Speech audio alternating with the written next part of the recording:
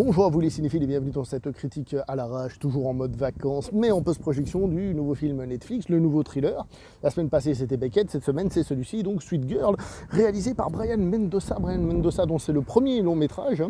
Il a déjà réalisé un court métrage, il est surtout producteur, entre autres, de séries télé et de choses avec un certain Jason Momoa. D'ailleurs, le réalisateur avait même fait une apparition en tant qu'acteur dans Conan le Barbare avec Jason Momoa. Vous voyez, Conan le Barbare, pas le bon Conan le Barbare, vous voyez ce que je veux dire. Mais pour dire qu'il a l'air de bien le connaître, et ça tombe bien parce que c'est Jason Momoa qui a le rôle principal, ou en tout cas qui est en tête d'affiche, qu'il partage avec Isabella Moner. Donc le nouveau thriller qui sort cette semaine sur Netflix et qui, c'est marrant parce que je trouve qu'il a une certaine parenté avec Beckett, en tout cas le début, c'est-à-dire on va nous faire une intro assez longue, très portée sur le drame, un peu d'ailleurs le même genre de drame avec quelqu'un qui décède, et ça prend son temps. Et d'ailleurs, encore une fois, si au départ t'es pas au courant de quoi parle le film, t'as l'impression que ça peut partir sur un drame. Cette fois-ci j'étais un peu plus prévenu, on va dire, mais je me suis dit tiens, est-ce qu'on nous fait un peu la même chose d'une certaine manière? Alors, chose assez rigolote, je profite, c'est une parenthèse, dans cette première partie, il y a un médecin qui est asiatique et qui s'appelle Wu, donc il l'appelle Docteur Wu, ça m'a fait... Enfin bref, c'est très con, mais moi ça m'a fait sourire.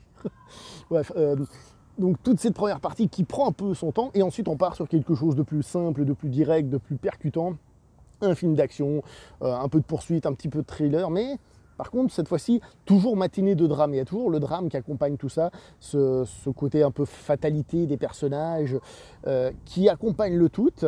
Donc, au niveau mise en scène des scènes d'action, j'ai rien trouvé de folichon, mais rien spécialement trouvé de dégueulasse.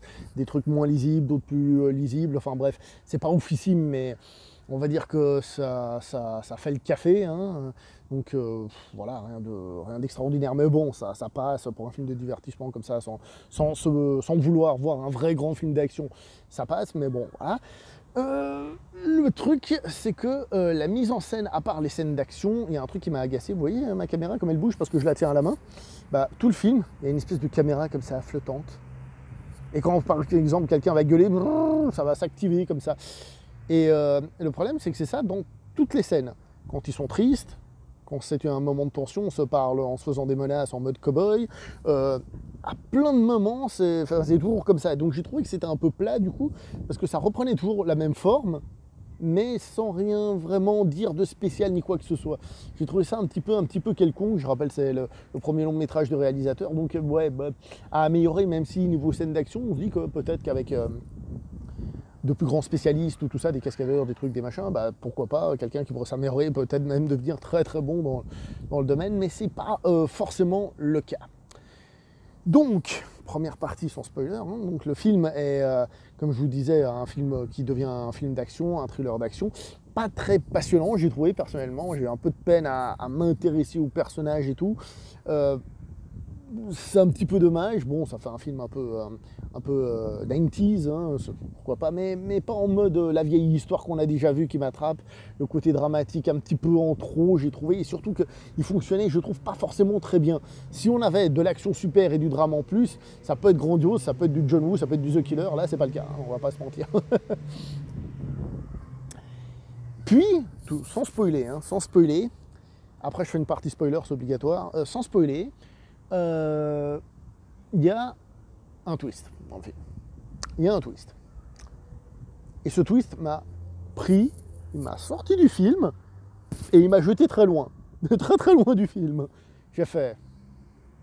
Alors, que les choses soient bien claires, ce twist, je ne vais pas vous dire qu'il se voit venir, mais il est préparé, et on voit qu'il est préparé. C'est-à-dire quand il arrive, on se dit pas « Ah zut, je me suis fait arnaquer, ils m'ont sorti un truc de nulle part, c'est pas vrai ». Il y a des petits trucs qu'on repère avant dans le film, je ne vais pas vous dire, mais il y a des petits trucs qu'on repère, ça je vous dirai plutôt dans la partie spoiler, il y a des petits trucs qu'on repère, donc on n'a pas l'impression de se faire arnaquer au niveau de la surprise. Par contre, on se fait un peu arnaquer au niveau de la qualité de ce retournement de situation, de ce twist, parce que ce qui se passe à l'écran à ce moment-là, ben... pas spécialement impactant, pas spécialement crédible, pas spécialement intéressant. T'es là, tu fais genre... Ouais. Bon. Voilà. C'est tout. Et encore, le c'est tout, voilà. Donc il y a ce twist qui vient et qui vient vraiment mettre une patate dans le film en lui-même, dans le scénario du film. Alors attention, ça casse pas tout l'aspect film d'action et tout ça pour en faire autre chose, mais voilà. Et on sent que le film est prévu pour tourner sur ce twist, c'est-à-dire que l'histoire est faite pour arriver là, pour rebondir. Donc sans spoiler, je vous dirais juste que c'est un film que je peux pas des masses aimer. Le problème, c'est qu'il a ce côté simple mais qui fonctionne pas, et qui se veut un petit peu plus avec ce twist, et ça fonctionne pas non plus. Juste avant de partir sur le spoiler, je veux juste dire que les acteurs, les actrices, tout ça sont plutôt bons. L'intrigue met un petit peu de politique, un petit peu basique et un petit peu passe-partout. C'est pas un crime, mais un petit peu passe-partout quand même, quoi. Je veux dire, critiquer tout ce qui est pharmacologie, c'est bien.